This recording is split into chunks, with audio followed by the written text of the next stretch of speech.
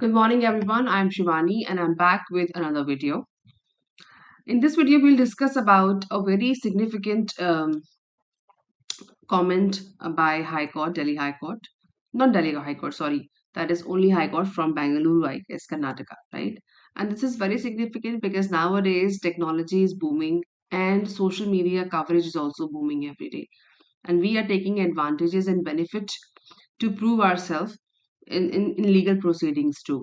So this is a comment or the I would say clarification about the high court that what are those things which can be considered in legal proceedings or which could not.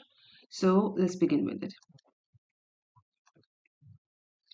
Alright so plea जो उसका जो main heading है वो कहते हैं कि plea मतलब याचिका, रिक्वेस्ट या याचना फॉर मोबाइल टावर, जो मोबाइल के जो टावर होते हैं जिनसे सिग्नल आता है, इन्फो, मोबाइल इन्फो मतलब उनसे द्वारा उनके द्वारा दी गई जो इन्फॉर्मेशन है, ऑफ वाइफ्स लवर, बीवी के जो लवर या फिर जो जिनसे उनका रिलेशनशिप था, लवर फ्लाउट्स, फ्लाउट्स का मतलब होता है उल्लंघन, उल्लंघन करती है किसका, प्राइवेसी। ये हाई कोर्ट ने बोला प्राइवेसी मतलब निजता, ओके, या गोपनीयता। तो उन्होंने बोला कि जो मोबाइल टावर से जो इन्फॉर्मेशन ली जा रही है, ली गई, केस ये है, लेकिन जो मोबाइल टावर से लेकर के जो इन्फॉर्मेशन ली जाती है वो उल्लंघन करती है प्राइवेसी का। इसमें दो केसेस में मैंने दो छोटे एक और छोटा आर्टिकल्स के ऊपर है, उसको मैंने ऐड किया है इंटेंशनली कि मैं आपको दो एस्पेक्ट दिखा सकूं कि ये ऐसा नहीं कि सिर्फ लवर वाले केस में ऐसा है, ऐसा नहीं है, और केसेस में भी ये चीजें अप्लाई होती हैं। तो पहला हम ये कर्नाटका वाला केस लेंगे, बेंगलुरु से जो है, वायलेशन ऑफ अ, वायलेशन मतलब उल्लंघन करना, राइट, वायलेशन मतलब उल्लंघन करना या तोड़ना, राइट, उसको किसी नियम को ना फॉलो करना। Violation of a third party's privacy cannot be allowed on a husband's specious plea that he wants to prove his wife's alleged illicit relationship, the Karnataka High Court has ruled recently. तो पहली चीज तो समझने वाली है कि third party क्या हुआ है यहाँ पे। तो थर्ड पार्टी ऐसे समझिए कि ए है और बी है, राइट। सो ए, ये दोनों एक किसी किसी कॉन्ट्रैक्ट में है या किसी रिलेशनशिप में है, फिलहाल के लिए रिलेशनशिप लेते हैं। तो ये दोनों, ये इनमें से कोई भी फर्स्ट पार्टी और इनमें से कोई भी सेकंड पार्टी हो सकता है, राइट। लेकिन कोई बंदा बाहर से इसमें इंटरफेयर करे या कोई चीज हेल्प करे या सपोर्ट करे या कुछ भी बाहर से इंटरफेयर करता है तो वो बन जाता है थर्ड पार्टी, ठीक है। जो आपको किसी भी इन दो पार्टीज के अलावा जो कॉन्ट्रैक्ट में है या जितनी पार्टीज कॉन्ट्रैक्ट में है उसके अलावा कोई भी पार्टी अगर बाहर से इंटरफेयर करती है तो वो थर्ड पार्टी बन जाती है, ठीक है। अब कोर्ट कह रहा है कि वायलेशन तोड़ा है ऑफ थर्ड पार्टीज प्राइवेसी, निजता को तोड़ा है, कि थर्ड पार्टी की निजता को तोड़ा है। अब वो थर्ड पार्टी कौन है अभी देखते हैं। तो उन्होंने कहा कि आपने थर्ड पार्टी की निजता को तोड़ा है, तोड़ा है, privacy can not be allowed, तोड़ना अलाउ नहीं होगा, किसी भी तरीके से उसको अलाउ नहीं किया जाएगा, परमिट नहीं किया जाएगा, क्योंकि आपने तोड़ा है लेकिन ये परमिट नहीं किया जाएगा। और हस्बैंड स्पेशियस, किसका, पति के, हस्बैंड कॉमर्स लगाओ मतलब पत्नी, पति के स्पेशियस प्री, बट जो पति ने जो प्री लगाई थी, राइट, प्री का मतलब आपको पता ही है रिक्वेस्ट, और जो पति ने जो रिक्वेस्ट लगाई थी स्पष्ट रूप से, स्पेशियस का मतलब होता है स्पष्ट और सदस्य, राइट। एक बार हमारे पास आ गया स्पेशियस, जो स्पष्ट रूप से जो रिक्वेस्ट किसने लगाई थी, हस्बैंड ने, प्ली याचिका, that he wants to prove, वो प्रूव करना चाहते, सिद्ध करना चाहता है, बिकॉज ही यूज हुआ तो ही वांट्स मतलब चाहते हैं, हिज वाइफ्स एलिज, कथित तौर पे उनकी बीवी, इलिसिट रिलेशनशिप, अवैध, इलिसिट का मतलब हुआ अवैध रिलेशनशिप को वो प्रूव करना चाहते हैं। और उन्होंने थर्ड पार्टी जो प्राइवेसी है, ओके, थर्ड पार्टी प्राइवेसी जो मेंटेन करनी चाहिए नियम के हिसाब से, राइट टू प्राइवेसी, उसको तोड़ा है। और ये कर्नाटका हाई कोर्ट ने एक कोर्ट हैज रूल्ड रिसेंटली, अभी अभी हाल फिलहाल में रूल किया, एक नियम रूल किया मतलब एक नियम बनाया या फिर जो कहा उसको उन्होंने एक सेंटेंस के रूप में, क्योंकि यूजुअली कहा कोर्ट करते क्या है, एक सेंटेंस बोलते हैं ये करिए ऐसा होना चाहिए वैसा होना चाहिए, तो उसको नियम मान लिया जाता है। क्योंकि हमारी कोर्ट, हमारी इंडिया में पार्लियामेंट एंड कोर्ट, ये दोनों ही मिलके जुडिशरी बनाते हैं, राइट। जुडिशरी का मतलब पार्लियामेंट क्या करता है, पार्लियामेंट का मुख्य मेन काम क्या है, टू क्रिएट रूल्स, राइट, नियम, लॉ बनाने का राइट सिर्फ पार्लियामेंट को है। और उस लॉ पे अपनी कंट्रोल बनाना, राइट, अपनी पकड़ को बना के रखना और चीजों को सही सही या गलत बताने का काम जुडिशरी का है। ये जुडिशरी क्या है? हमारी कोर्ट, न्यायालय, राइट। तो सही और गलत बताने का काम हमारा जुडिशरी का है और लॉ बनाने का काम हमारा पार्लियामेंट का है। ठीक है, सो अभी इतना समझ लेते हैं फिलहाल के लिए। तो कोर्ट ने हमारा ये रूल बोला, ये रूल दिया, ये नियम बनाया कि अगर कोई भी थर्ड पार्टी इंटरवेंशन से किसी की प्राइवेसी, थर्ड पार्टी की जो प्राइवेसी को कोई ब्रेक करता है तो वो चीज ठीक नहीं है, दैट इज नॉट अलाउबल, और ये निजता के नियम का उल्लंघन है। ये सिर्फ मोटा मोटी हम समझ लेते हैं यहाँ पे। Now will continue with the next paragraph. Allowing an appeal, एक अलाउ मतलब अलाउ किया था या फिर परमिट किया था, ऐसे मानिए। Allowing an appeal by the women's alleged lover, जो इसको अलाउ किया गया यहाँ पर, अनुमति दी गई, एन अपील, एक याचिका को, bye the women's alleged lover, कथित, एलिस्ड का मतलब होता है कथित तौर पे जो महिला का जो लवर है, जो प्रेमी है, उसकी जो रिक्वेस्ट को अनुमति दी गई थी, comma, justice M Naga Prasanna pointed out, उन्होंने इसको पॉइंट किया, उसको हाईलाइट किया, that it was the first time that he had been brought into the picture merely on an allegation of an illicit relationship। उन्होंने ये बोला कि इस व्यक्ति को पहली बार had been brought out, लाया गया था, into the picture, इस जो पूरी कहानी के अंदर, merely, just यूं ही, on the allegation का मतलब हुआ उनके ऊपर जो भी एलिगेशन का मतलब किसी के ऊपर चार्ज लगाना, किसी के ऊपर दोषारोपण करना, एलिगेशन किया गया था ऑफ एन इलिसिट रिलेशनशिप, एक अवैध संबंध के लिए, राइट। दो he was basically a third party, जबकि वो एक थर्ड पार्टी। अब देखिए ये थर्ड पार्टी आया, समझ में आया कि हस्बैंड है और वाइफ है, राइट, हस्बैंड वाइफ है और बीच में कोई थर्ड पर्सन यहाँ पे आ गया, वो हुआ थर्ड, कोई और बंदा जो भी अवैध है या अवैध नहीं है, उसको थर्ड पर्सन ही माना जाएगा और इस केस में इसलिए थर्ड पर्सन का रेफरेंस लिया गया है। अब क्या कह रहे हैं, though he was basically a third party to divorce case, जो ये डाइवोर्स का केस हो रहा था, जो तलाक हो रहा था, उस केस की प्रोसीडिंग में, जो उसकी कार्रवाइयों में ये बंदा जो था वो थर्ड पर्सन था, बिटवीन द एस्ट्रेंज्ड कपल, दूसरा वर्ड हमारे पास आया एस्ट्रेंज्ड, एस्ट्रेंज्ड कपल, जो इस पूरी कहानी में जो आपस, एस्ट्रेंज का मतलब होता है अलग अलग, राइट, ये अलग हो चुके हैं क्योंकि अब उनके बीच में डिस्प्यूट चल रहा है, तो वो अभी फिलहाल के लिए डिवोर्स जो चल रहा है, आई डोंट नो कि वो हुआ कि नहीं हुआ है, बट प्रोसीडिंग्स के हिसाब से वो अलग अलग हैं, उनका आपस में रिलेशनशिप उतना बढ़िया नहीं है। तो एस्ट्रेंज्ड कपल जो थे उनके लिए ये व्यक्ति थर्ड पर्सन था।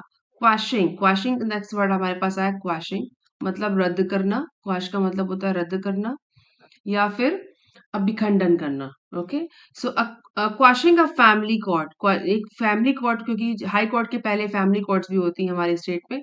सो फैमिली कोर्ट के एक ऑर्डर पे, एक उन्होंने जो रूल दिया था उसको उसको अभिखंडन करते हुए, directing a mobile service provider to submit the petitioners mobile tower details, justice Naga Prasanna said, उन्होंने कहा मतलब कि उस नियम को क्वैश या तोड़ते हुए, अभिखंडन करते हुए फैमिली कोर्ट के डायरेक्ट निर्देश दिया मोबाइल सर्विस प्रोवाइडर को, जो जो सर्विस देते हैं provider, to submit the petitioners mobile tower details. उसने क्या किया था, सर्विस प्रोवाइडर ने उनकी वाइफ की डिटेल्स को सबमिट किया था, तो उसका और उसको, और एक जो उन्होंने रूल दिया, फैमिली कोर्ट ने जो नियम बनाया था, एक हियरिंग में जो रिजल्ट दिया था, उसको क्वैश करते हुए, उसको अभिखंडन करते हुए, जस्टिस ने कहा, it is trite the right to privacy is implicit in the right of life and liberty guaranteed under Article 21 of the Constitution।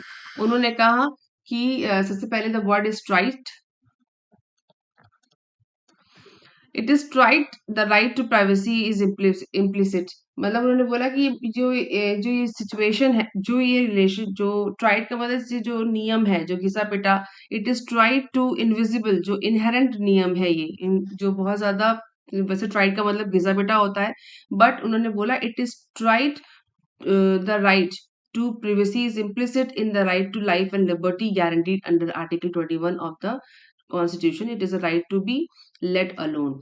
उन्होंने बोला कि जो राइट टू प्रिवेसी है इम्प्लिसिट है, इनहेरेंट है, अंतर्निहित है, right, in the right to life में, जिंदगी के अधिकार में, और स्वतंत्रता में, राइट टू लिबर्टी, गारंटी करता है, इसको पक्का करता है, आश्वस्त करता है under article 21 of the constitution. It is a right to be let alone. ये भी और ये राइट है कि किसी को अकेला छोड़ दिया जाए। सो आर्टिकल 21 हमारी दो चीजों को राइट, तीन चीजों को कवर करता है।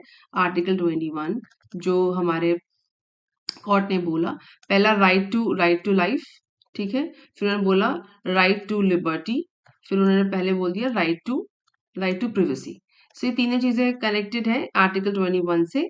और इट इज अ राइट, उन्होंने बोला एक राइट और भी है, राइट टू अलोन, अकेले रहने का अधिकार भी किसी को है। आप जबरदस्ती किसी को किसी चीज में इन्वॉल्व नहीं कर सकते। आप डॉक्यूमेंट्स ले आए, वहां से कॉल रिकॉर्डिंग्स ले आए, डिटेल्स ले आए कि वो बंदा वहां था, दैट इज नॉट फीजिबल, ऐसा नहीं होना चाहिए।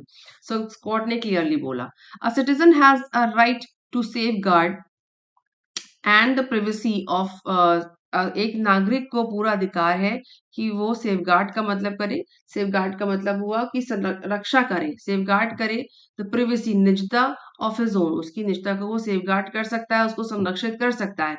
His family, marriage and other incidental relationship, अपने परिवार, अपनी शादी एंड, और जो भी इंसिडेंटल मतलब घटित जो भी इंसिडेंट होते हैं या जो आकस्मिक होते हैं या सिचुएशनल बेस्ड होते हैं, उन सारे संबंधों को वो प्रिवेसी के हिसाब से मेंटेन कर सकता है, सेफगार्ड कर सकता है, और ये उसका खुद का अपनी लाइफ है, वो उसको मेंटेन कर सकता है, right.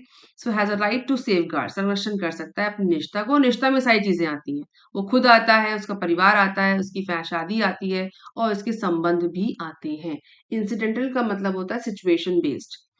Now informational privacy, information मतलब सूचना पर आधारित जो जो निजता है, ऑल्सो फॉर्म, डबल अपोस्ट्रोफी में है तो स्टेटमेंट है, informational privacy also forms an integral part of right to privacy. जैसे मैंने कहा कि सूचना का जो अधिकार है वो भी इनहरेंट मतलब अंतर्निहित है, अंतर्निहित हिस्सा है किसका, राइट टू प्रिवेसी का, निजता के अधिकार का। Therefore, the family court's order that directing that the mobile phone tower details pertaining to the petitioner be placed before it is a it in a proceeding in which he is not even a party undoubtedly violates informational privacy justice, ये justice का नाम है, उन्होंने लिखा।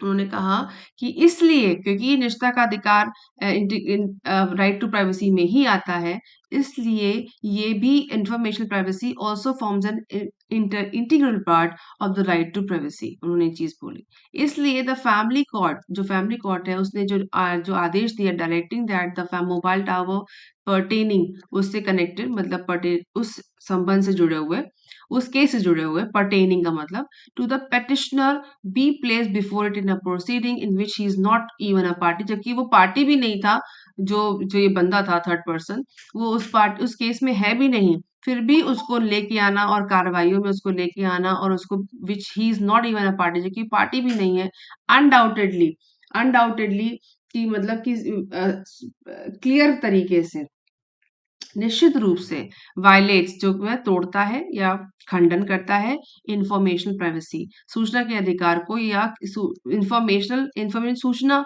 और informational किसी से connected, okay, informational privacy को जो है वो उसका खंडन करता है, उन्होंने बोला। तो मतलब उस बंदे को अगर आप लेके आ रहे हो किसी थर्ड पर्सन को और डिटेल निकलवा के ला रहे हो सर्विस प्रोवाइडर से, और फिर कोर्ट में प्रूव कर रहे हो, तो वो कोर्ट उसको नहीं मानेगी क्योंकि ये उसकी निजता का उल्लंघन है।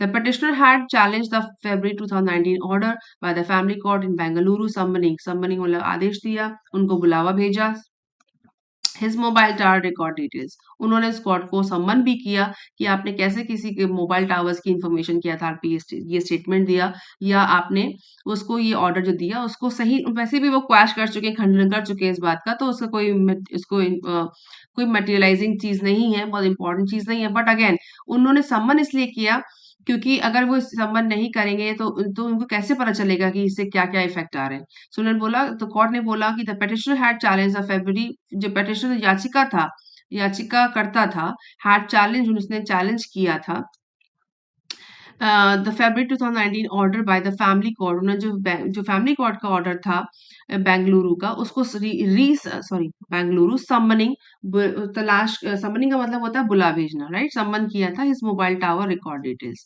उन्होंने जिसे कॉर्ड, माय मिस्टेक, कॉर्ड ने ऑर्डर नहीं दिया था, इस बंदे ने सम्मन किया था मोबाइल टावर वालों को कि उसने रिकॉर्ड डिटेल्स या जो भी रिकॉर्ड डिटेल्स थे उनको दिया कोर्ट को, और फिर उसके अगेंस्ट जो भी स्टेटमेंट दिया कोर्ट ने, उसको इस बंदे ने सम्मन किया था, जो थर्ड पार्टी था। The family court was hearing a petition filed by the 37-year-old woman in 2018 seeking dissolution of her marriage on grounds of cruelty. अब जो फैमिली कोर्ट कर क्या रहा था, वॉज हियरिंग, सुन रहा था, अ पेटिशन, एक याचिका, फाइल बाय द 37-year-old, एक महिला जो 37 ईयर्स ओल्ड की थी, 2018 का केस है, सीकिंग, जो तलाश कर रही है, डिसोल्यूशन मतलब जो उसका डिसोल्यूशन मतलब होता है आखिरी में जाके उसको वाइंड अप करना, राइट। सो विघटन, विघटन का वो तलाश कर रही थी, ऑफर मैरिज, उसकी शादी का, ऑन ग्राउंड्स ऑफ क्रुएलिटी। जो क्रुएलिटी का एक केस था 2018 का, बेंगलुरु फैमिली कोर्ट ने इसको दिया था, उसको रूल किया था, जिसमें उन्होंने टावर, जो मोबाइल टावर के जो डिटेल्स हैं उनको एक्सेप्ट करके एक रूल दिया। फिर हमारे जो कर्नाटका हाई कोर्ट ने कहा कि नहीं, ये प्राइवेसी, इंफॉर्मेशनल प्राइवेसी का खंडन है और किसी की निजता का अधिकार का खंडन है, तो उसके हिसाब से आप किसी मोबाइल टावर की इंफॉर्मेशन के आधार पर किसी को क्वेश्चन नहीं कर सकते, और उन्होंने इस सब चीजों को, इसलिए उन्होंने ये चीज भूली है। सो ये हमारे लिए भी एक अपडेट है that we are also very much dependent कि मैं यहाँ से इंफॉर्मेशन निकालू, वहां से निकालू, बट हमको ये समझना चाहिए कि what is the practicality of this information. क्या वाकई ये सब चीजें फायदेमंद हैं, या इससे हमें कोर्ट में हम किसी को निर्दोष होने के लिए प्रूव कर सकते हैं या नहीं कर सकते, we have to reassess our understanding. और दूसरा यहाँ पे जो आर्टिकल वो ये है, हाई कोर्ट, ये भी हाई कोर्ट का है, कांट रिलाई, हाई कोर्ट ने कहा हम इस पे विश्वास नहीं कर सकते, ऑन किस पे, ऑन एफबी पोस्ट, फेसबुक के पोस्ट पर, to determine a person's location, किसी व्यक्ति के लोकेशन के बारे में अगर कोई इंफॉर्मेशन कोर्ट में देता है कि वो फला फला जगह थे, वहां थे, और आप उनको क्वेश्चन करिए, तो हाई कोर्ट ने मना किया कि हम ऐसा नहीं कर सकते। ये दोनों हाई कोर्ट की, ये दिल्ली हाई कोर्ट है, ये कर्नाटका हाई कोर्ट है, पर ऑलमोस्ट सेम चीज कह रहे हैं। तो न्यू दिल्ली हाई कोर्ट ने कहा, a court can't go by social media post, एक न्यायालय सोशल मीडिया पोस्ट के आधार पर नहीं जा सकता, टू डिटर्मिन, पक्का करने के लिए, साबित करने के लिए, अ पर्सन्स लोकेशन, किसी व्यक्ति की लोकेशन या वो कहाँ पे अवेलेबल है उसको साबित करने के लिए नहीं जा सकता, फुल स्टॉप। तो Delhi high court, full stop है, कॉमा, सॉरी, कॉमा। तो दिल्ली हाई कोर्ट से has said, Delhi high court ने बोला, सेटिंग असाइड, किनारे करते हुए, ट्रिब्यूनल्स, ट्रिब्यूनल का मतलब न्यायालय ही होता है, ट्रिब्यूनल आप मान लीजिए, आप लेमन लैंग्वेज में आप इसको न्यायालय ही मानिए, वैसे कोर्ट भी कहते हैं, पर ट्रिब्यूनल थोड़े की उनकी थोड़ी सी प्रोसीडिंग्स इधर उधर होती है, but it is same thing. Tribunals penalty against a lawyer, उन्होंने उस पेनल्टी को किनारे करते हुए बोला जो एक लॉयर के ऊपर लगाई गई थी, who fail to appear at the hearing claiming he was a quarantine, reports Abhinav Garg. उन्होंने बोला कि उस पेनल्टी को किनारे करा जिसमें एक लॉयर के ऊपर पेनल्टी लगाई गई थी जब वो क्वारंटीन था कोविड एरा में, आई थिंक ये वही कोविड एरा का क्वारंटीन है, अब तो कोई क्वारंटीन हो नहीं रहा। ना होल्डिंग देम गिल्टी, उनको उनको उनको दोषी साबित करते हुए, holding them guilty of false representation, गलत इंफॉर्मेशन को सामने रखा गया, right, false representation. The intellectual property appellate board, ये ट्रिब्यूनल है। तो क्योंकि आप देखो यहाँ फर्क है, कोर्ट हमारा जो high court, supreme court, family court अलग होते हैं, पर इस तरह के जो बोर्ड्स होते हैं उनको ट्रिब्यूनल कहते हैं। So, tribunal and tribunal. So, the International Property Appellate Board had in December 2020 imposed a cost of 5,000 rupees on two advocates who had sought adjournment in a case on the ground that the lead counsel was in COVID-19 isolation. So, इस tribunal ने impose किया था 5,000 रुपए दो वकीलों पे, who had short, जो तलाश कर रहे थे, अर्जन का मतलब होता है पोस्टपोनिंग, राइट, जिनकी हियरिंग बाद में हो जाए, कहते नहीं कोर्ट हैज बीन अर्जन, अर्जन का मतलब होता है कि जिनकी हियरिंग आज नहीं बाद में हो जाए, उसको कहते हैं तारीखें लेना नॉर्मल लैंग्वेज में, कि सर आज हियरिंग मत करिए, कल कर लीजिए या परसों कर लीजिए, कोई ऐसा सा केस है। तो जो लोग जो दो वकील थे, उन्होंने एडजमेंट तलाश करा इस स्पेसिफिक केस के लिए, और इसलिए उनके ऊपर 5,000 की पेनल्टी लगी in a case on the ground. उसका आधार क्या था? द लीड काउंसिल, जो मुख्य काउंसिल का मतलब होता है लॉयर, तो जो आपका मुख्य काउंसिल था वॉज इन कोविड आइसोलेशन। उसने कहा था कि मैं कोविड आइसोलेशन में हूँ, मैं क्वारंटीन हूँ, तो मैं नहीं आ पाऊंगा। And then he got the adjournment after the opposite party submitted. जो अपोजिट पार्टी थी उसने क्या सबमिट किया, उसने क्या दिया कोर्ट को, क्या जमा किया? Screenshots of one of the advocates Facebook. उसने ये जो बहुत कॉमन चीज है, जो हर कोई सोचता है कि हम किसी को ट्रैक कर लेंगे, बट कोर्ट क्या कहता है? Submitted a screenshot on off one of the advocates Facebook. Advocate के फेसबुक का पेज उस बंदे ने सबमिट किया कोर्ट में, showing that he was travelling, कि वो ट्रैवल कर रहा था, यात्रा कर रहा था छुट्टियों पे for a holiday. And justice C Hari Shankar on Monday said posting on Facebook cannot be treated as determinative of the location of a person of a particular point of time at least by the court. Court ने कहा कि Facebook के आधार पे किसी की location पे आप रह कर किसी भी चीज को नियमित नहीं किया जा सकता, उसको ऐसे ट्रीट का मतलब नहीं लिया जा सकता। हैंडल करना, ट्रीट का मतलब हैंडल करना एज ए डिटर्मिनेटिव, मुख्य पार्ट, या फिर सिद्ध करना, तय करना ये सही नहीं है कि वो बंदा कहाँ पे था और किस लोकेशन पे था। पॉइंट ऑफ टाइम का मतलब उस समय वो कहाँ पे था। कोर्ट ने ये चीज बोली।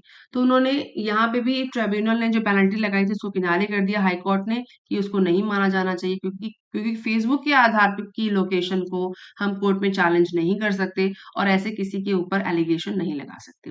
So now you can see कि हमने दोनों ही केसेस में यहाँ पे एक मोबाइल टावर की इंफॉर्मेशन को क्वैश किया गया। कोर्ट ने बोला नहीं, वो मानने लायक नहीं है, because it is right to life, right to liberty, right to privacy, right to alone. इन्होंने 4 राइट बताए, इनका उल्लंघन है। किसी थर्ड पार्टी को आप जानबूझ के किसी केस में इन्वॉल्व नहीं कर सकते और इसके आधार पर आप डिसीजन नहीं दे सकते। उन्होंने फैमिली कोर्ट के एक रूल को क्वैश किया, खंडन किया, और हाईकोर्ट ने यहाँ पे भी एक ट्रिब्यूनल है, जो पेनल्टी थी उसको भी किनारे कर दिया 5,000 की, जो 2 वकीलों पे लगी थी जब उन्होंने एडजमेंट लिया, क्योंकि उन्होंने कहा था कि वो क्वारंटीन थे और पार्टी ने कहा कि वो कहीं ट्रैवल कर रहे थे हॉलीडे पे और फेसबुक की लोकेशन शेयर की कोर्ट में। तो कोर्ट ने कहा नहीं, वो मान लायक नहीं है, हम फेसबुक के आधार पर किसी भी इंसान को क्वेश्चन नहीं कर सकते कि वो कहाँ है कहाँ नहीं है। So these two articles giving us a clear picture that we should not be and we ought to be very much clear about our own agenda। हमें इंफॉर्मेशन पे उतना डिपेंडेंट नहीं होना है क्योंकि कोर्ट उसको नहीं मानती, and we are not anyone to prove anybody guilty on those grounds। So this is an amazing update for all of us। So make sure that you would be keeping these things in mind as well। और हमें बहुत सारी vocabulary मिली है यहाँ पे। हमने strange एक हमें वोकैबुलरी मिली, क्वैशिंग, ट्राइट, और यहाँ पर हमको मिला determinative, point of time, dissolution. Dissolution का मतलब उसका विघटन, डिसोल्यूशन मतलब विघटन। एलिज आपको पता ही है। सबसे अच्छा वर्ड यहाँ पे मिला है यस, स्पीशियस। स्पीशियस का मतलब है सिद्ध तौर पे लगाई गई थी, क्लियरली लगाई गई थी। पहला वर्ड मिला स्पीशियस, देन मिला स्ट्रेंज, और स्ट्रेंज, एंड देन क्वैशिंग। क्वैशिंग हमको यहाँ वर्ड मिला है। क्वैशिंग का मतलब खंडन करना, या फिर क्वैशिंग का मतलब विखंडन, साइड में रख देना, रद्द कर देना, अभिखंडन कर देना। और ट्राइट का मतलब होता है घिसा पिटा, या जो चले आ रही हैं चीजें जो बड़ी। घिसा पिटा का मतलब in the sense which is very clear so far, कि राइट टू प्रिवेसी तो है ही, राइट टू प्रिवेसी को तो आप नहीं ब्रेक कर सकते, और इन दोज राउंड्स डेफिनेटली आप नहीं कर सकते। So I hope this video is helpful to you all. You got many aspects of High Court decisions, and I am so happy to share all these things with you. Make sure that you subscribe, और जो लोग subscribe करते हैं और views का मतलब जो देखते हैं मेरे वीडियोस को, प्लीज लाइक भी किया करिए, because I also got to know कि मेरी वीडियोस को लोग पसंद कर रहे हैं। So thank you so much for all your love and support, which because it is very positive to me। Keep supporting, keep sharing, and keep liking, and have a lovely day।